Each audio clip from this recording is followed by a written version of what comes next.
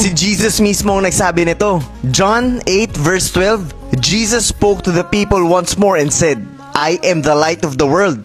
If you follow me, you won't have to walk in darkness, because you will have the light that leads to life. Guys, kailangan pa ba explain yun? O pag binasa mo siya, sobrang obvious na ng sagot. Diba hindi mo na kailangan masyadong isipin kasi sobrang linaw that Jesus is the light of the world. Na kapag totoong sumunod tayo sa Kanya ay hindi na tayo kailanman maliligaw. Ang problema, aminin man natin o hindi, napakadami yung gustong sundan at paniwalaan. Kaya pabalik-balik sa kasalanan. Hindi maintindihan kung paano nga ba makakalabas sa masamang gawain. Guys, you should pray na maintindihan nyo itong isang bagay na binasa natin. Kasi kahit napakasimple nito, if you do not have the Holy Spirit with you, hindi nyo po ito magigets at hindi nyo po ito mararamdaman. Kaya hindi tayo makakonekta sa mga salita niya kasi ayaw natin sumunod sa Kanya ng buong buo. Napakalinaw lang naman ang sinabi ni Jesus. Follow me. Ikaw na bahala kung saan mo gustong sumunod.